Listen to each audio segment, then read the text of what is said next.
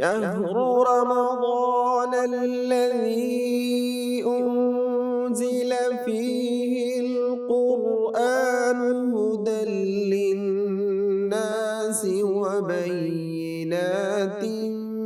من الهدى والفرقان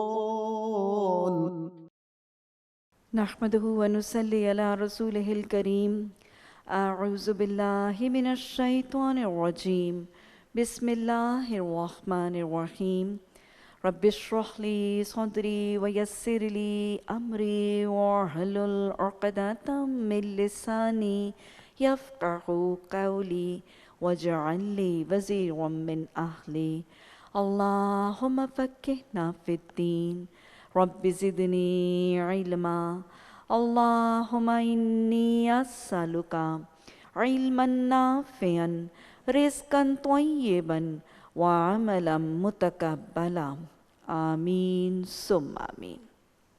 تفسیر سورہ النساء مدنی صورت ہے، 24 رکوعات اور 176 آیات پر مشتمل۔ یہ مدنی صورت ترتیب کے اعتبار سے چوتھے نمبر پر آنے والی اور نزولی اعتبار سے 96 نمبر پر آنے والی صورت ہے۔ اللہ سبحانہ تعالیٰ نے اس صورت میں بنیادی طور پر اگر ہم دیکھیں تو خواتین کے کچھ مسائل جو ہیں ان کو بیان کیا گیا ہے۔ اس کے نزول کے حوالے سے اگر ہم دیکھیں تو اس میں اکثر ہمیں پتہ چلتا ہے کہ یہ 3 ہجری کے آغاز یعنی 3 ہجری کے ابتدا سے اس کا آغاز ہے، اور یا تو 4 ہجری کے آخر یا 5 ہجری کے سٹارٹ تک یہ صورت جو ہے وہ نازل ہوئی۔ اگر ہم ان دور کے حالات دیکھیں تو غزوہ احد اور غزوہ احد کے بعد بہت سے 70 لوگ جب شہید ہوئے، اور 70 مجاہد شہید ہونے کے بعد بہت سی خواتین جو ہیں وہ بیوہ ہوتی ہیں اور بہت سے بچے یتیم، بہت سے لوگوں کی وراثت کا مال، تو لہٰذا ان بیوہ عورتوں کے ساتھ نکاح کا طریقہ، ایک سے زائد ازواج کی طرف تاکید کی جانی، یتیموں کے طریقے، وراثت کے مال کا تقسیم کا طریقہ، یہ وہ کچھ احکامات ہیں جو اس موقع پر اللہ سبحانہ تعالیٰ نے اس معاشرے کے لیے اور پھر قیامت تک کے مسلمان معاشروں کے لیے بڑی خوبصورتی سے وضع فرمائے ہیں۔ اگر دیکھا جائے تو بنیادی طور پر تو اللہ سبحانہ تعالیٰ نے اس صورت کو خواتین کے نام کے پیچھے منسوب کیا ہے، لیکن اگر آپ غور کریں تو اللہ نے پورے قرآن میں مردوں کے نام سے کوئی صورت نہیں رکھی۔ وہ خواتین اسلام جن کو خائف کر دیا جاتا ہے اس بات پر کہ یہاں پر اسلام میں ایک شاید جینڈر ڈسکرمنیشن ہے، اور اسلام شاید عورتوں کے ساتھ سختی اور تشدد اور زیادہ پابندیاں بے جا سختی کی جاتی ہے، اور عورتوں کے لیے اسلام کے احکامات کے اندر تشدد ہے اور مردوں کے لیے کچھ ریلیکسیشن ہے۔ یاد رکھیے گا اسلام کے احکامات اور حدیث اور سنت کی تعلیمات کا جتنا رجحان اور رغبت خواتین اسلام کی طرف ہے اتنی مردوں کی طرف نہیں ہے۔ اللہ نے اس صنف نازک اور اس کمزور اپنی مخلوق کی حفاظت بڑے خوبصورت انداز میں کی ہے۔ قرآن حقوق نسواں کا چارٹر لے کر آیا تھا۔ محمد صلی اللہ علیہ وسلم محافظ بن کے آئے ہیں عورتوں کے حقوق کے، اور اسلام علمبردار ہے ویمن رائٹس کا۔ اگر آج ہم چاہتے ہیں کہ خواتین اسلام کو ہمارے معاشرے کے اندر ان کے وہ حق جو معاشرہ نہیں دے رہا، تو وہ حقوق جو خواتین اسلام کے اصل حقوق ہیں، اگر وہ خواتین کو وہ حقوق دلوانا چاہتے ہیں تو کچھ NGOs بنا کے یا کچھ ویمن ایکٹیوسٹس کو سڑکوں میں، گلیوں میں، چوراہوں میں ان کے ویمن لبریشن کے نعرے لگوا کے یہ حقوق نہیں ملیں گے۔ خواتین اسلام کو ان کے حقوق دلانے کا طریقہ کیا ہے؟ قرآن اور حدیث کی تعلیمات سے جب متعارف کروایا جائے گا یہ معاشرہ، تو یہ معاشرہ خود سے خود خواتین اسلام کو وہ حقوق دینے لگے گا جو اب تک اس معاشرے میں غصب ہے۔ اللہ ہمیں اس صورت کو اپنے حقوق کی پہچان اور اپنے فرائض کی ادائیگی کی نظر سے پڑھنے کی توفیق عطا فرما دے۔ بسم اللہ الرحمن الرحیم۔ یا ایہا الناس اتقوا ربکم الذی خلقکم من نفس واحدة وخلق منها زوجها وبث منهما رجالا كثيرا ونساء واتقوا الله الذي تساءلون به والأرحام ان اللہ کان علیکم رقیبا۔ اے لوگو جو ایمان لائے ہو، اے لوگو تم ڈرو اپنے رب سے۔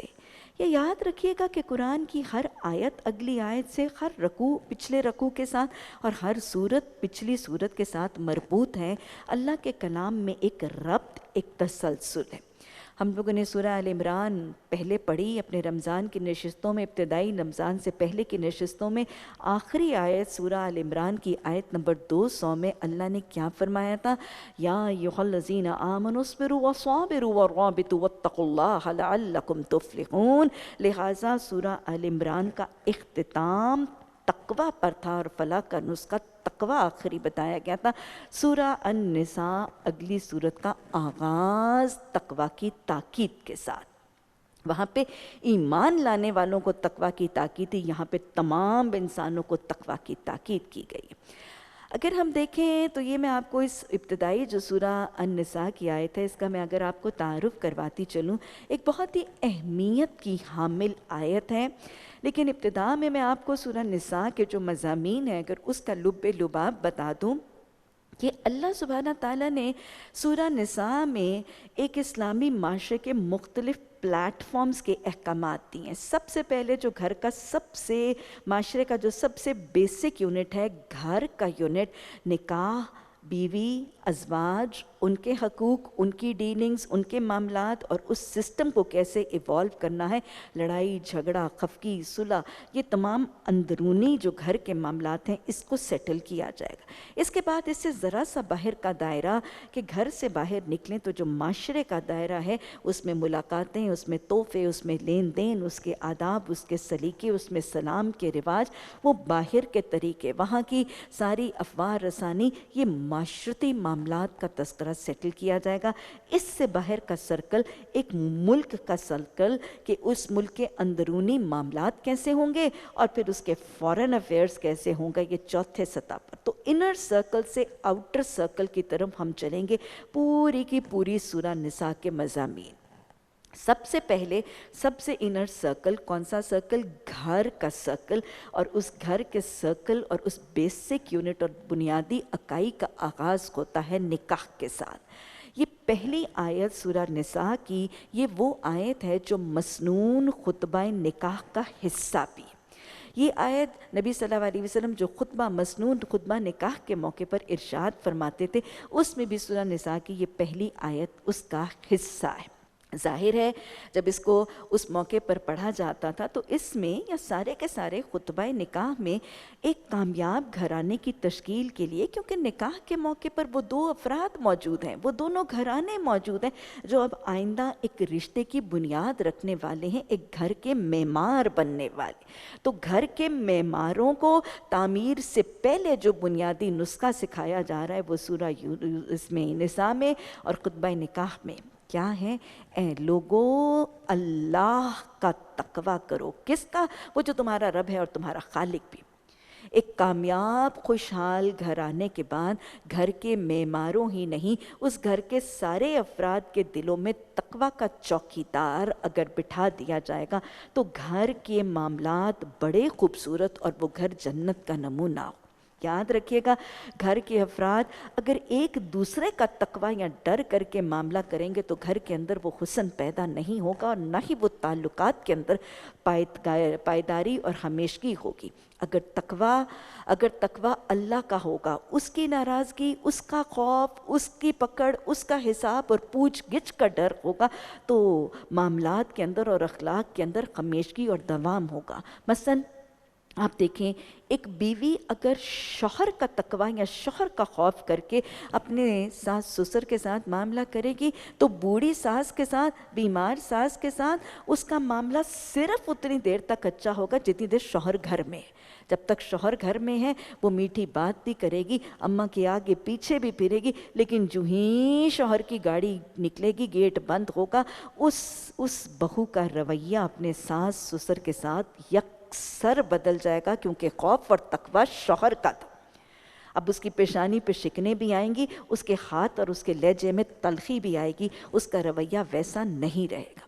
اگر ایک ساس اپنے بیٹے کے خوف سے بہو کے ساتھ تو معاملہ کرتی ہے تو اتنی دیر کرے گی جتنی دیر وہ گھر پہ، بیٹے کے نکلتے سار وہ اس بہو کی چوٹی بھی پکڑے گی، گالی گلوچ بھی دے گی اور تانے تشنے بھی کرے گی۔ تو اللہ نے بڑی حکمت کے ساتھ ایک کامیاب گھرانے کا اصول سکھا دیا، لوگوں گھرانے کی تشکیل کرو گے، گھروں کے اندر آباد ہو کے خوشحال اور پرسکون زندگی قائم رکھنا چاہتے ہو تو سارے گھر کے افراد ایک دوسرے کا نہیں، افراد کا نہیں، اللہ کا تقوی کرو، اس ذات کا تقوی جو تمہارا رب بھی ہے، تمہارا خالق بھی ہے، اور اس نے کیا کیا؟ من نفس واحدہ، تمہیں ایک جان سے بنایا۔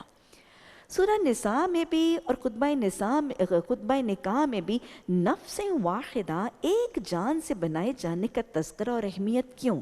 اس کی تشریح وہ حدیث کرتی ہے جو آپ نے خطبہ حجۃ الوداع میں فرمایا تھا، کسی کالے کو کسی گورے پر، کسی عربی کو کسی اجمی پر کوئی فوقیت نہیں، تم ایک آدم کی اولاد۔ احساس نکالتا ہے یہ چیز، تمہاری روٹ ایک ہے، تمہارا سورس ایک ہے، تمہارا اوریجن ایک ہے، تمہاری اصل ایک ہے۔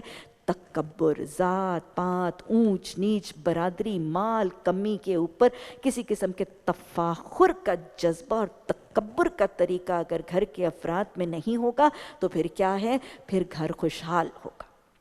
آپ دیکھیں اگر گھر کے افراد کے اندر کسی قسم کا تکبر ہوگا، مثلا آنے والی بہو اپنے لائے ہوئے جہیز پر تکبر کر رہی ہے، گھمنڈ کر رہی ہے، اترا رہی ہے، تو نہ وہ مکسنگ کرے گی اور نہ ہی وہ کسی اپنی ساس کو خاطر میں لائے گی، نہ وہ اپنی دیورانی کو خاطر میں لائے گی، بس اس کو تکبر ہے اپنے جہیز کا۔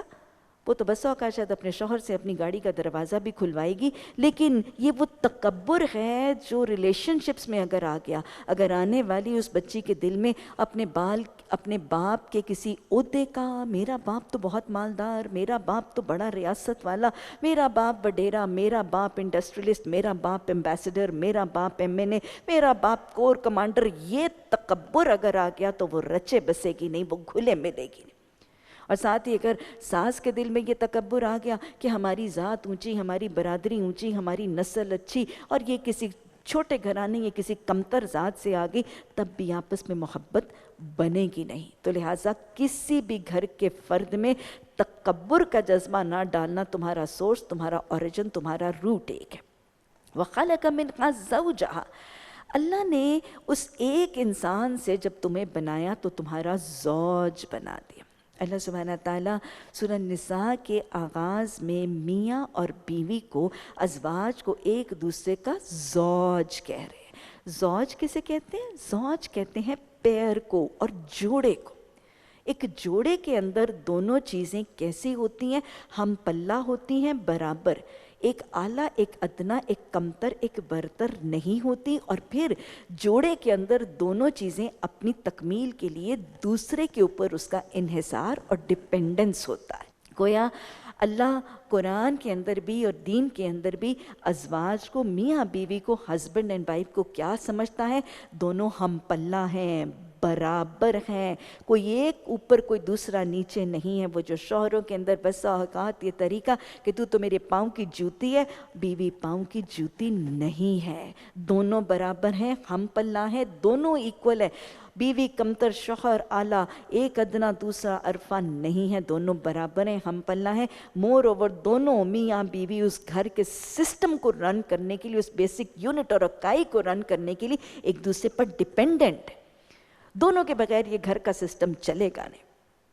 یہ تو یاد رکھیے کہ ہیں تو دونوں ہم پلہ برابر، کوئی کمتر اور کوئی برتر نہیں ہے، لیکن یہ یاد رکھیے گا کہ اللہ نے دونوں کو فرق مزاج، فرق حیت، فرق ساخت سے بنایا۔ ان کی کانسٹیٹیوشن، ان کے ٹیمپرمنٹس، ان کے مزاج، ان کے اخلاق، ان کی طاقتیں، ان کی صلاحیتیں جسمانی طور پر مختلف بنائی گئی ہیں، ان کے مزاج مختلف بنائے گئے ہیں۔ جب یہ سب کچھ فرق ہے، اسی لیے اللہ سبحانہ تعالیٰ نے اعلیٰ برتر تو نہیں لیکن ان کے دائرے الگ الگ مختص خاص کر دی۔ مرد جسمانی طور پر، اعصابی طور پر مضبوط ہے، اسٹرانگ ہے، ہارڈی ہے، ٹف ہے، ریزیلینٹ ہے، اس کا دائرہ گھر سے باہر بنا دیا۔ تم باہر جاؤ گے، کماؤ گے، تم ان کو کما کے کھلاؤ گے اور تم ان کا بندوبست، معاشی کفالت اس کا ذمہ کر دیا، باہر کی ذمہ داریاں اس پر ڈال دی گئی۔ عورت کمزور بھی ہے، نازک بھی ہے، زیادہ محبت کرنے والی، محبت کی حرارت اور اس کے ہاتھ میں وہ نرمی کا لمس بھی ہے۔ اس کی گود کو بچوں کا گہوارہ بنا دیا گیا، اس کا سینٹر، اس کا مرکز، اس کا فوکس گھر بنا دیا۔ اعلیٰ کمتر نہیں ہے، لیکن ان کے دائرہ کار فرق ہے، ان کی جسمانی، ان کی ذہنی صلاحیتوں، صفات اور حالات کی بنیاد پر۔ دونوں کے اپنے اپنے حقوق ہیں، دونوں کے اپنے اپنے فرائض ہیں، دونوں کیا کریں گے؟ یہ بات پلے سے باندھ لیجئے کہ ایک کامیاب خوشحال مسلمان گھرانے میں حقوق و فرائض کی چھینا جھپٹی کا طریقہ نہیں ہے۔ چھینا جھپٹی کا طریقہ ایک مسلمان گھرانے کے اندر طریقہ نہیں ہے۔ دونوں کیا کرتے ہیں؟ دونوں اپنے اپنے فرائض ادا کرتے ہیں، اپنے حقوق اللہ کے سپرد عادل کے کر کے، اپنے فرائض کی ادائیگی کی فکر ہے، کیونکہ یاد رکھیے گا قیامت کے دن فرائض کی کمی کا سوال ہے، اور حقوق کی ادائیگی وہ اللہ عادل بڑے خوبصورت انداز سے کرے گا، اس انداز سے کرے گا کہ دنیا میں جو حقوق نہیں دیے گئے ہوں گے، یہاں پر رونے والے اس دن یہ خواہش کریں گے کہ کاش ہمارا کوئی حق ہمیں دنیا میں دیا ہی نہ گیا ہوتا۔ تو لہٰذا ایک مسلمان گھرانے میں دونوں میاں بیوی اپنے اپنے حقوق اپنے اپنے فرائض ادا کرتے ہیں، حقوق کی چھینا جھپٹی نہیں کرتے۔ اور ہاں، ایک مسلمان گھرانہ حقوق کی چھینا جھپٹی کا کوئی اکھاڑا نہیں ہے، کوئی کشتی کا میدان نہیں ہے۔ اصل کیا ہے؟ خوش اسلوبی سے اللہ کی رضا اور تقویٰ کر کے اپنے اپنے فرائض کو احسن طریقے سے ادا کرنا ایک مسلمان گھرانے کی کامیابی کا نسخہ ہے۔ پھر اللہ نے فرمایا وَاتَّقُوا اللَّهَ۔ آپ دیکھیں کہ اس ایک ہی آیت میں اللہ کے تقویٰ کا تذکرہ 3 دفعہ، اتقوا ربکم واتقوا اللہ ان اللہ کان علیکم رقیبا۔ یہ ہے اللہ کے تقویٰ کی اہمیت ایک کامیاب گھرانے کی تشکیل کے لیے۔ اور پھر تقویٰ کس کا کرو؟ اس اللہ کا کرو جس کا واسطہ دے کر تم ایک دوسرے سے اپنے حق مانگتے ہو، گویا تسالون بہ والارحام۔ ایک کامیاب خوشحال گھرانے کے لیے رحموں کے رشتوں کا پاس رکھنا بھی ضروری ہے، صلہ رحمی کرنا ایک کامیاب خوشحال گھرانے کے افراد کے لیے ضروری ہے۔ رحم کے رشتوں کو جوڑنا، ماں کے پیٹ کے رشتوں کو جوڑنا، خون کے رشتوں کی اہمیت اور اس کا پاس رکھنا، اپنے بھی قائم کیے جائیں گے، کسی اور کا کاٹنے سے بھی اجتناب کیا جائے گا۔ اور پھر یہ وہ خوبصورت نظام کہ یاد رکھنا تمہارے سارے عمل کے اوپر اللہ نگران موجود ہے، ظاہر پر، باطل پر، قول پر، فعل پر، چھپے ہوئے پر اور اعلانیہ پر، سب پر جاتے۔ خوبصورت آیت اور خطبہ نکاح کا حصہ جس میں ایک خوشحال گھرانے کے بہترین اصول موجود ہیں۔ یتیموں کے مال ان کو واپس دے دو۔ ظاہر ہے غزوہ احد کے بعد بہت سے یتیم بچے اس معاشرے میں موجود تھے، بہت سے لوگ اس کی کفالت کر رہے تھے، ان کے مال بھی ان کے پاس وراثت کے موجود تھے، تو کہا گیا ان کے مال ان کو واپس دے دو، اچھے مال کو برے مال سے نہ بدل دو، اور ان کے مال اپنے مال کے ساتھ ملا کر نہ کھا جاؤ۔ انہ کان حوبا کبیرا۔ یہ تھی وہ آیت جو متحرک بنی تھی نزول کا سورہ بقرہ کی آیت کے۔ سورہ بقرہ میں اللہ نے کہا تھا کہ وہ تمہارے دینی بھائی ہیں، اگر ملا لو تو کوئی خرچ نہیں، کیونکہ یہ آیت جب نازل ہوئی تھی تو وہ اتنے متقی، اتنے حساس صحابہ اکرام نے ان یتیم بچوں کے جو ان کے زیر کفالت تھے، ان کا کھانا پینا، چولہا چونکا جو ہے الگ کر دیا تھا، اور گھر کے اندر بہت سے پریکٹیکل مسائل رائز کرنے لگے تھے۔ تو اللہ سبحانہ تعالیٰ نے پھر سورہ بقرہ میں حکم کی سختی کے انداز کو بدل کے کچھ ملانے اور کھانے پینے کی اجازت دے دی۔ اگر تم یتیموں کے ساتھ بے انصافی کرنے سے ڈرتے ہو، بے انصافی کرنے سے ڈرنے کا تصور کس حوالے سے بتایا جا رہا ہے؟ کہ عرب معاشرے میں کچھ ظلم زیادتی اور ناانصافی بچیوں، خاص طور پہ یتیم بچیوں کے ساتھ ایک خاص حوالے سے رائج تھی۔ وہ مرد جس کی زیر کفالت ایک یتیم بچی ہوتی تھی، وہ طریقے سے ظلم زیادتی کرتا تھا۔ ایک تو یہ کہ اگر وہ بچی اچھی خوبصورت ہوتی تھی اور اس کا حسن اس مرد کو پسند آ جاتا تھا، تو پھر اس کے ساتھ جبرن نکاح کر لیتا تھا، چاہے وہ نکاح کرنا چاہتی تھی یا نہیں کرنا چاہتی تھی، اس کے ساتھ جبرن نکاح کر کے اس کا سارا مال بھی کھا لیتا تھا، اور نکاح میں اس کی مرضی کو مد نظر بھی نہیں رکھتا تھا۔ اور یہاں اگر وہ بچی اس کو پسند نہیں آتی تھی، اس کا حسن اس کو نہیں بھاتا تھا، یا کوئی اور بات ہوتی تھی تو کیا کرتا تھا، اس ڈر سے کہ اگر اس کا میں نے نکاح کہیں اور کیا تو اس کا شوہر اس کا وراثت کا مال مجھ سے طلب کرے گا اور میں مال سے محروم ہو جاؤں گا، نہ خود نکاح کرتا تھا نہ کسی اور کے ساتھ نکاح کرنا دیتا تھا، اور اس کے مال کے اوپر ایک بخیل سانپ حریص بن کے بیٹھا رہتا تھا۔ تو اس پر اللہ نے کہا کہ اگر تم یتیم بچیوں کے ساتھ بے انصافی کرنے سے ڈرتے ہو تو جو عورتیں تمہیں پسند آئیں، ما طاب لکم، نکاح میں مسلمان مرد کو بھی اور عورت کو بھی پسند کا تصور اور اجازت اور لچک چھوٹ دی گئی ہے، لیکن بہرحال اس کے ایک ایتھکس، اس کے ایک ادب سلیقہ اور حدود۔ پسند کا یہ طریقہ کہ گھومنا پھرنا، دوستیاں یارانے، فیس بک، انٹرنیٹنگ، چیٹنگ ہو اور ایک دوسرے کو بہت دیر تک گپ شپ کر کے پہچان کر پسند کیا جائے، یہ پسند کا طریقہ نہیں ہے۔ غیر محرم کے ساتھ تو بے وجہ کی گفتگو کرنے کا تصور بھی شریعت کا تصور نہیں ہے، یہ بے جا کا اختلاط شریعت پسند نہیں کرتی۔ یہ وہ پسند نہیں ہے جو آج شاید بس اوقات آپ ویسٹ کے اس انفلوئنسڈ معاشرے کے اندر دیکھتے ہیں۔ یہ کون سی پسند ہے؟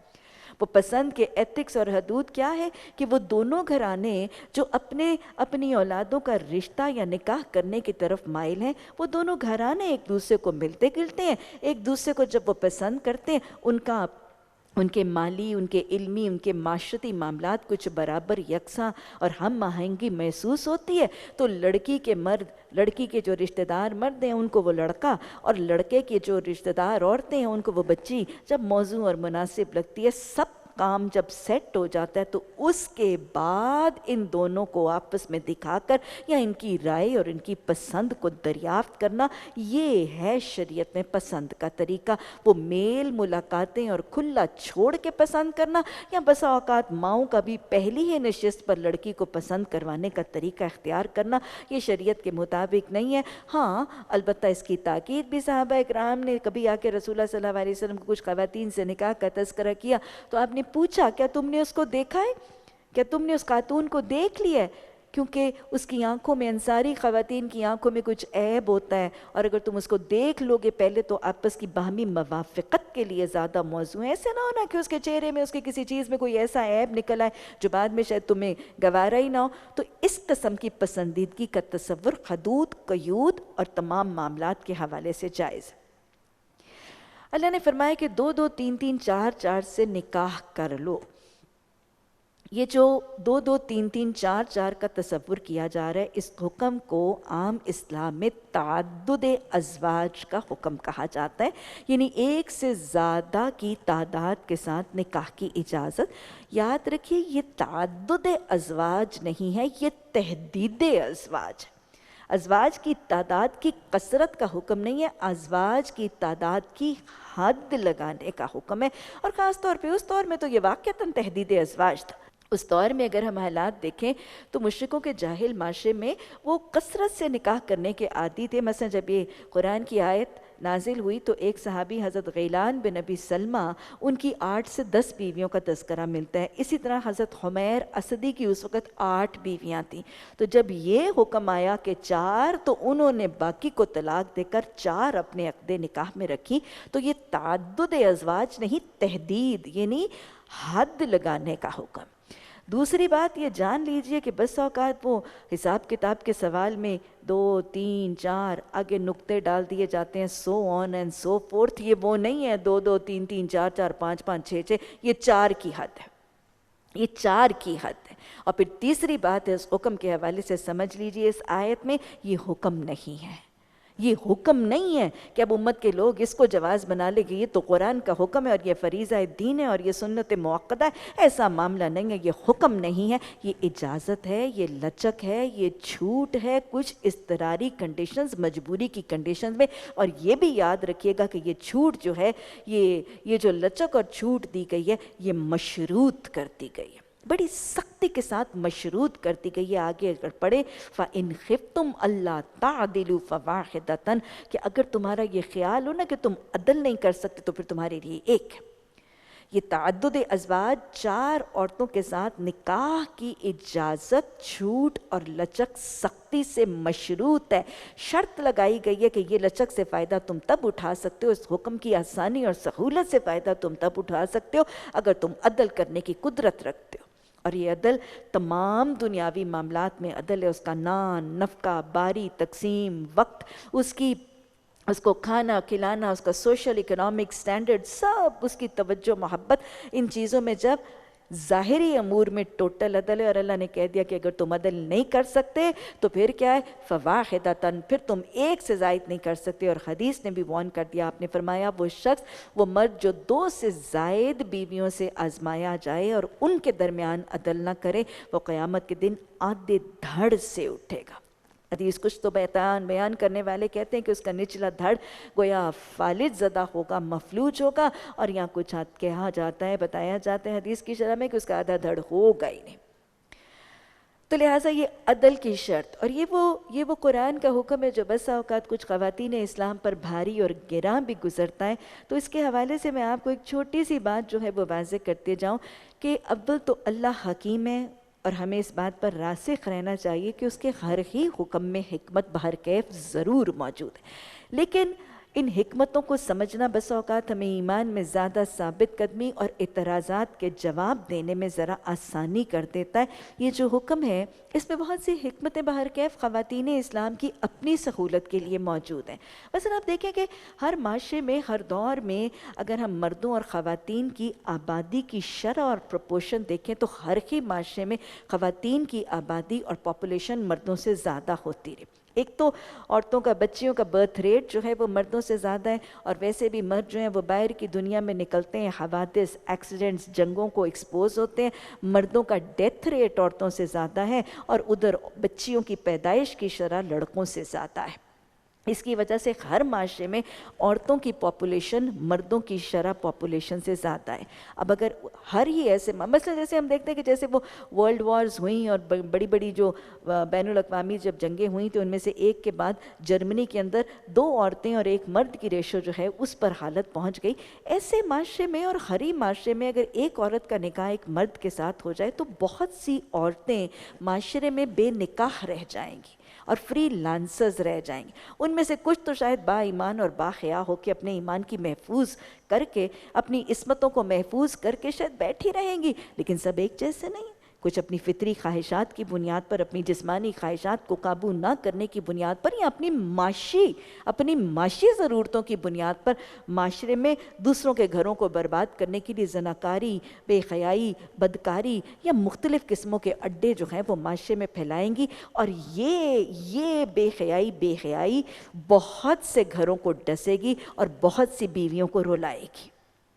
ایسی حالت میں ان خواتین اسلام کو اس معاشرے کی بے حیائی اور زناکاری سے محفوظ رکھنے کے لیے اس معاشرے کے سطح پر یہ حکم دیا گیا. اور ویسے بھی بہت سے حالات ایسے ہوتے ہیں کہ وہ بیوی بسا اوقات بانجھ ہوتی ہے، بیمار ہوتی ہے، کمزور ہوتی ہے، معذور ہوتی ہے، نکاح میں آ جانے کے بعد کسی محتاجی کا شکار ہوتی ہے، اور وہ اپنے شوہر کے گھریلو، اس کی معاشی، اس کی گھریلو ذمہ داریاں، اس کی اولاد کی خواہشیں یا بسا اوقات اس کی جسمانی خواہشوں کو پورا کرنے کے قابل نہیں ہوتی. یہ حقیقت ہے، بس اوقات یہ حالات رونما ہو جاتے ہیں. ایسے حالات میں اگر وہ کرسچنز کا جو طریقہ ہے کہ نہ وہ طلاق کی اجازت دیتے ہیں اور نہ ہی وہ دوسرے نکاح کی اجازت دیتے ہیں، اگر یہ شوہر اپنی ضرورتوں کو محسوس کرتا ہے اور بیوی کو نہ طلاق دے سکتا ہے نہ دوسرا نکاح کر سکتا ہے، تو وہ عین ممکن ہے وہ وہی کرے گا جو ویسٹ کا مرد کر رہا ہے. وہ پھر باہر معاشرے میں اپنی جسمانی خواہشات کو غلط اور ناجائز طریقے سے پورا کرے گا. شهر رمضان الذي أنزل فيه القرآن هدى للناس وبينات